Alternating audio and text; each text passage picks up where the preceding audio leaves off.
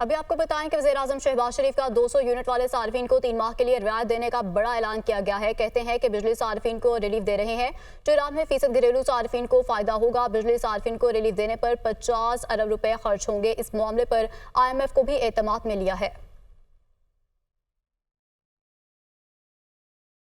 جو گھریلو صارفین ہیں 94%، ان میں 200 یونٹس تک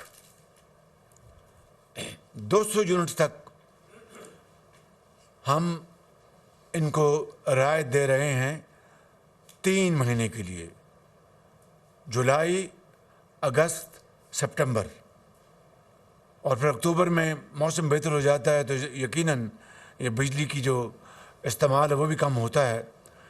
اور اس 3 مہینے کی جو ہم اپنے عام شہری، عام صارف جو ہے، یہ جس طرح میں نے کہا کہ یہ 2.5 کروڑ یہ کنزیومرز ہیں، ہاؤس ہولڈز ہیں، 94%، اس کے اوپر 50 ارب روپے کی رقم خرچ ہوگی۔ پچھلے دور میں یہ کہا گیا کہ 90 دن کے اندر پاکستان میں کرپشن کا خاتمہ ہو جائے گا۔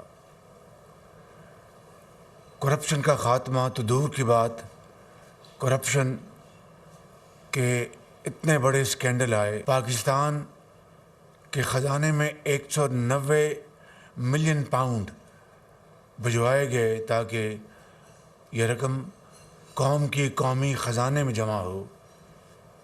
لیکن آپ نے دیکھا کہ کس طرح ہیرا پھیری سے اس 190 ملین پاؤنڈ پر بھی ہاتھ صاف کیے گئے۔ پنجاب کابینہ کا اجلاس، آٹے کے نرخ مقرر کرنے پر کابینہ کا وزیر اعلیٰ مریم نواز کو خراج تحسین۔ 500 یونٹ تک والے 45 لاکھ صارفین کے لیے سولر سسٹم لا رہے ہیں، یہ کہنا ہے مریم نواز کا۔ بجلی کے بل بڑھنے پر عوام میں بے چینی ہے، ٹیم سے مل کر اس کا حل تلاش کیا۔ گندم نہ خریدنے کے باوجود آٹے کے نرخ کنٹرول کرنا آسان نہیں۔ ملک میں 18 گھنٹے لوڈ شیڈنگ کا یہ معاملہ ہے۔ وابڈا اور ڈسکوس کمپنی زور زبردستی سے فیڈر آن کرانے پر پریشان۔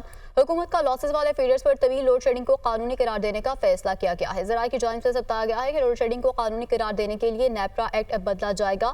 ایکٹ میں مجوزہ ترمیم کی کابینہ اور پارلیمان سے منظوری لی جائے گی، جبکہ لاسز کا بوجھ بل ادا کرنے والوں پر بھی پڑے گا اور لاسز والے علاقوں میں لوڈ شیڈنگ غیر قانونی ہے۔ نیپرا ایکٹ کی جانب سے ایسا کہا۔ صدر مملکت آصف علی زرداری کا کہنا ہے کہ کچھ دوستوں کو زراعت سمجھ نہیں آتی، اب وہ انکم ٹیکس لگانے جا رہے ہیں۔ زراعت پر انکم ٹیکس لگانا IMF کی شرط ہے۔ ملک بنانے میں صرف معاشی پالیسی نہیں، کئی چیزیں درکار ہوتی ہیں۔ زندگی میں ہر قسم کی آزمائش آتی ہے جن کا مقابلہ کرنا پڑتا ہے۔ انہوں نے لاہور میں سیمینار سے خطاب کیا۔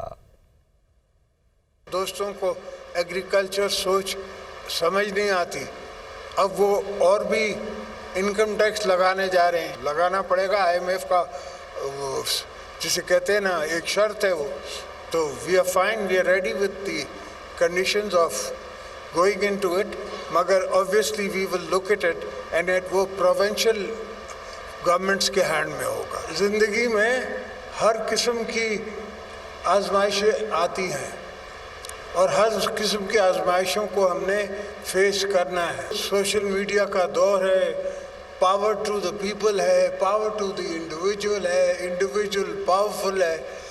ہر چیز، ہر بات اپنی وہ دنیا کے سامنے رکھ سکتا ہے، مگر ان میں بھی ایک گروپنگ ہوئی ہے۔ آزادی صحافت کے ساتھ ہوں، مگر یہ سیلف آزادی کے ساتھ نہیں ہوں۔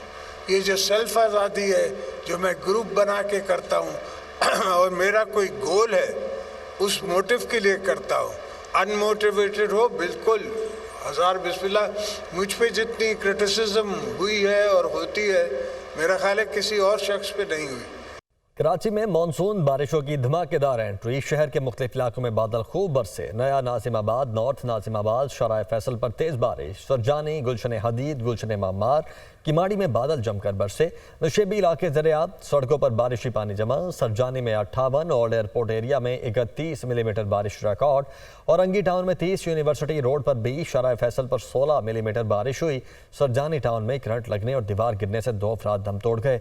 गुलशन मामार में तेज़ हवा से साइन बोर्ड गिर गया, जिसके नतीजे में एक शख्स जख्मी हुआ। बारिश के बाद मुख्तलिफ इलाकों में बिजली गायब के इलेक्ट्रिक के 150 से ज़ायद फीडर स्ट्रिप।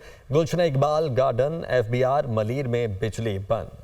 आगे बढ़ते हुए आपको बताएं कि सुप्रीम कोर्ट में सुन्नी इत्तेहाद काउंसिल की मखसूस नशिस्तों से मुतालिक केस की समाअत मुकम्मल हो चुकी है। फैसला महफूज कर लिया गया है। फैसला कब सुनाया जाएगा अभी कुछ नहीं कह सकते। चीफ जस्टिस ऑफ पाकिस्तान की जानिब से ऐसा कहा गया है कि फैसला सुनाने से मुतालिक आपस में मुशावरत करेंगे। मुतनासिब नुमाइंदगी के हिसाब से तो सुन्नी इत्तेहाद काउंसिल को 0 नशिस्त मिलनी चाहिए। चीफ जस्टिस का वकील फैसल सदीकी से यह मुकालमा किया गया। क्या 18 जनरल सीटें जीतने वाली जमात को 30 मखसूस नशिस्तें मिलनी चाहिए? वकील के दलाइल, आपकी लॉजिक के मुताबिक आपको कोई सीट नहीं मिलनी चाहिए क्योंकि आप कोई सीट नहीं जीते। आप सब बातें अपने खिलाफ कर रहे हैं। चीफ जस्टिस का वकील से मुकालमा। चेयरमैन तहरीक इंसाफ बैरिस्टर गौहर ने कहा है कि उम्मीद है कुछ दिनों में सुप्रीम कोर्ट की जजमेंट अनाउंस होगी। PTI ने सख्त हालात में अपने उम्मीदवारों के पेपर्स जमा करवाए। इंशाल्लाह कुछ दिनों में ये जजमेंट अनाउंस होगी।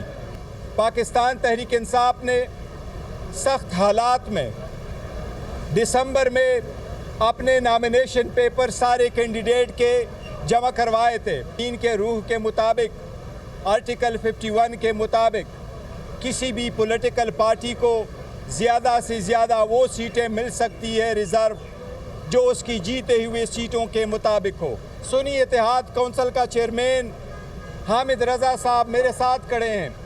इनके नॉमिनेशन पेपर पे भी सुन्नी इत्तेहाद काउंसिल लिखा हुआ था, सर्टिफिकेट इसका जमा हुआ था, लेकिन जब उनको पता था ये भी पाकिस्तान तहरीक इंसाफ के साथ अलायंस पर है तो ऑन पर्पस बदनीयती पे इसको भी आज़ाद कैंडिडेट का निशान अलाट कर दिया था। वज़ीर आज़म के मुशीर बराए कानून और इंसाफ बैरिस्टर अकील मलिक ने कहा है कि मालूम नहीं कि PTI को किसने मशवरा दिया था कि सुन्नी इत्तेहाद काउंसिल में शामिल हो। सुन्नी इत्तेहाद काउंसिल के किसी शख्स ने इलेक्शन में हिस्सा नहीं लिया। वो इस्लामाबाद में न्यूज़ कॉन्फ्रेंस कर रहे थे। मुनफरिद यह गैर मुफीद मशवरा दिया कि आप सुन्नी इत्तेहाद काउंसिल को जाके ज्वाइन करें, लेकिन एक किसी और पार्टी में जाके बसेरा कर दिया आपने, जिसने कंटेस्ट भी नहीं किया, जिसने कोई एक टिकट भी इशू नहीं किया, जिसका कोई एक कैंडिडेट मौजूद नहीं था। अब वो पार्टी किस तरह लीगली क्लेम कर सकती है? आपकी जो डेडलाइन थी लिस्ट देने की सुन्नी इत्तेहाद काउंसिल की, वो 24 जनवरी थी। ना तो सुन्नी इत्तेहाद काउंसिल की कोई लिस्ट एग्जिस्ट करती है, ना ही उनके किसी शख्स ने कंटेस्ट किया है। अब सुन्नी इत्तेहाद काउंसिल का अपना आइन जो है वो आईने पाकिस्तान के साथ तसादम में है। जिना हाउस, तस्करी टावर और थाना शादमान जलाओ घिराव के मुकदमात। इंसदाद दहशतगर्दी अदालत लाहौर ने बानी PTI की अबूरी जमानतें खारिज कर दी हैं। इंसदाद दहशतगर्दी अदालत के जज खालिद अरशद ने महफूज फैसला सुनाया। अदालत ने वकला के दलाइल मुकम्मल होने के बाद फैसला महफूज किया था। इद्दत केस में अपील का फैसला 1 माह में करने की डायरेक्शन पर नजरसानी की दरखास्त खारिज। इस्लामाबाद हाई कोर्ट ने खावर मानिका की नजरसानी दरखास्त खारिज कर दी। इद्दत केस अपीलों पर 12 जुलाई तक फैसला करने का इस्लामाबाद हाई कोर्ट का फैसला बरकरार। अदालत का ट्रायल कोर्ट को 1 माह में फैसला करने वाली जजमेंट पर अमल दरामद का हुक्म। जस्टिस मियां गुल हसन औरंगजेब ने सेशन कोर्ट को 1 माह में अपीलों पर फैसला करने का हुक्म बरकरार रखा।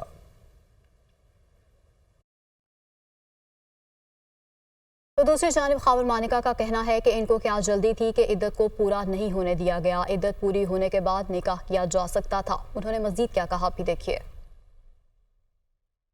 अल्लाह ताला का कुरान पाक में फरमान है कि उस वक्त तक औरत रुकी रहे एक मुद्दत तक, तो क्या जल्दी पड़ी थी कि हमें क्या ज़रूरत पड़ गई थी इनको कि 39 दिन का हमने साबित कर देना कि 39 दिन में फटाफट निकाह कर ले। मैं सिर्फ इस बात पे हूँ कि अगर आपको इतनी जल्दी थी उसकी कौम को वजह तो बता दें कि आपने एक निकाह 1 जनवरी को कर लेते हैं जो कि इद्दत की मुद्दत पूरी होने से पहले है, फिर उसको गलत बयानी करके छुपाया क्यों गया? एक प्राइम मिनिस्टर, इस लेवल पे आदमी, اور وہ قوم کے ساتھ جھوٹ بول رہے، فیملی والوں کے ساتھ جھوٹ بول رہے. جو ساری 4-4.5 سال سے برا بھلا کہا گیا وہ ہمیں ہی کہا گیا کہ یہ غلط ہیں، انہوں نے یہ کر دیا.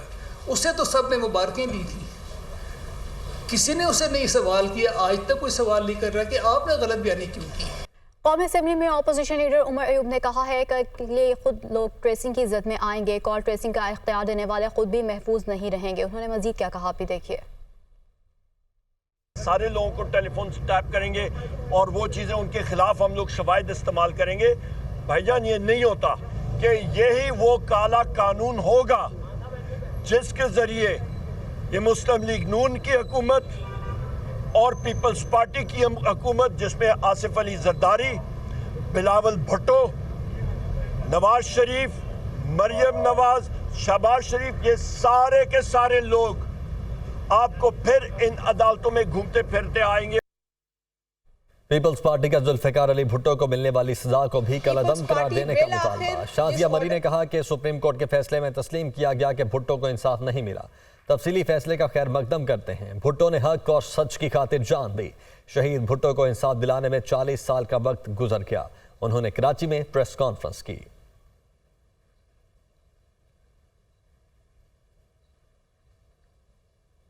پیپلز پارٹی بالآخر جس آرڈر کی منتظر تھی اس کے آنے پر یقیناً اطمینان کا اظہار کرتی ہے. تھوڑی تشنگی ابھی بھی ہے اس سزا کو لے کر. اس سزا کو بھی کالعدم قرار دینا چاہیے.